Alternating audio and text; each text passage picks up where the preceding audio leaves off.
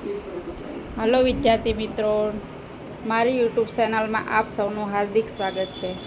તો આજે ખૂબ જ મોટી અપડેટ આવી છે ટેટ 1 માટે, અને આપણા સૌ માટે એક ખૂબ જ સારા સમાચાર આવી રહ્યા છે। તો આ ન્યૂઝ સાંભળીને બધાના મનમાં પોઝિટિવ થિંકિંગ શરૂ થઈ જશે, કેમ કે હવે વધારે રાહ જોવાની નથી। આપણે હવે કોઈ મિત્રોએ શિક્ષક માટે વધારે રાહ જોવાની નથી। તો પહેલાં આપણે તો શું ન્યૂઝ આવી છે તે જોઈ લઈએ। ત્યારબાદ PMLની તારીખ પણ, સંભવિત તારીખ પણ એકદમ નજીકમાં જ આવી રહી છે। ત્યારબાદ DLEDના પોર્ટલ વિશે વાત કરીશું, અને છેલ્લે આપણે હાઈકોર્ટનો આજે હાઈકોર્ટની સુનાવણી હતી, જે હિયરિંગ હતી હાઈકોર્ટની। તો હાઈકોર્ટની હિયરિંગમાં શું એ લોકોએ ચુકાદો આપ્યો છે, એ દરેક વાત આજે આપણે આજના વિડીયોમાં કરીશું। અને વિડીયોના અંત સુધી બન્યા રહેજો, કેમ કે આજે આપણા માટે ખૂબ જ મોટો ને સારો દિવસ છે। તો પહેલાં આપણે વાત કરીએ કે આજે DLEDનું આજથી પોર્ટલ ખુલ્યું છે। તો શું છે અને PMLની સંભવિત તારીખ કઈ છે, અને હાઈકોર્ટે શું નિર્ણય આપ્યો છે, તો પહેલાં આપણે હાઈકોર્ટથી શરૂ કરી દઈએ।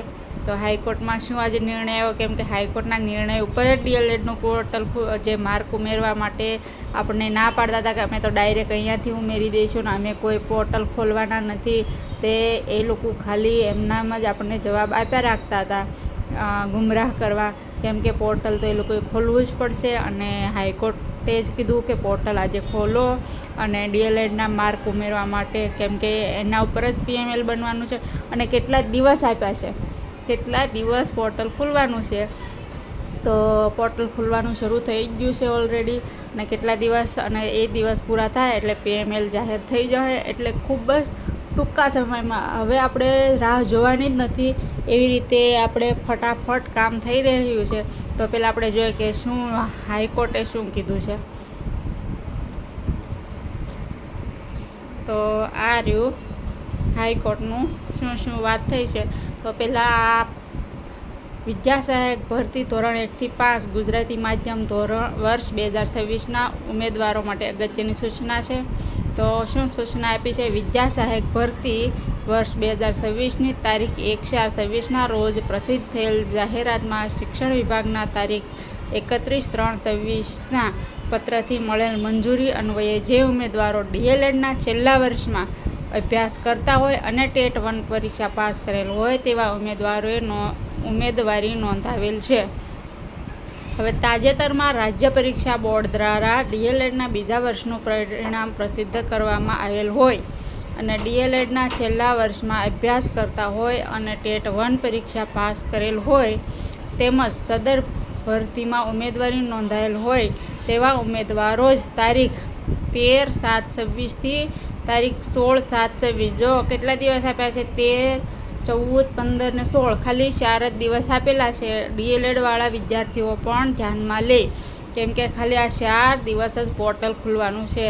તો આ 4 દિવસ દરમિયાન પોતાના લોગિનમાં જઈને આ ગુણ દાખલ કરી શકશે, તેમજ માર્કશીટ ઓનલાઈન અપલોડ કરી શકશે। હવે DLEDના પરિણામની ઓનલાઈન કોપી સ્વપ્રમાણિત કરી અપલોડ કરવાની રહેશે। હવે એ લોકોએ શું કરવાનું છે? પોતાનું સ્વપ્રમાણિત કરી અને એમણે અપલોડ કરવાનું છે। હવે જિલ્લા પસંદગી વખતે DLEDની અસલ માર્કશીટ રજૂ કરવાની રહેશે, જે પ્રમાણે આપણે ટેટ 1ની કરી હતી, જે આપણને ઓરિજિનલ નથી આવી, અને આપણે હવે જિલ્લા પસંદગી પ્રમાણે ઓરિજિનલને આ રજૂ કરવાની છે, એ રીતે આ લોકોએ પણ કરવાની છે।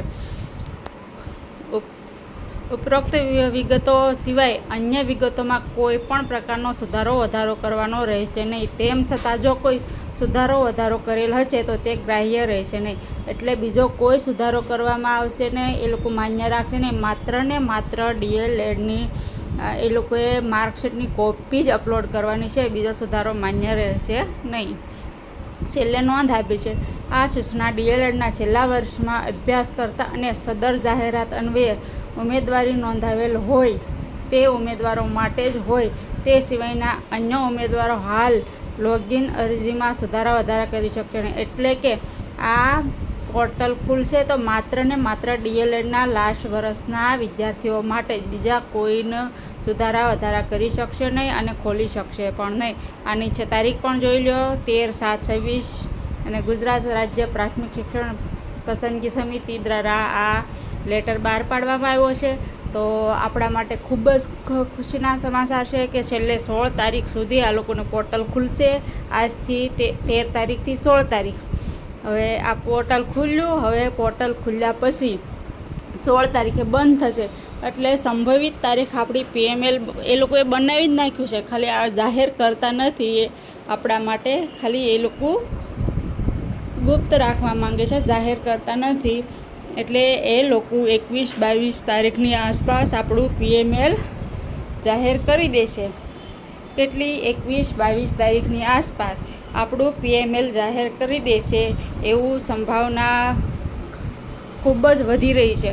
કેમ કે અત્યાર સુધી કહેતા અમે પોર્ટલ નહીં ખોલીએ તો પણ એ લોકોએ ખોલવું જ પડ્યું. તો એ લોકોનું PML આપણું બધાનું રેડી જ છે, ખાલી DLEDનું જ બાકી છે. તો એ લોકોના માર્ક માટે 4 દિવસમાં કરી અને PML જાહેર કરી દેશે 21-22 તારીખ સુધીમાં.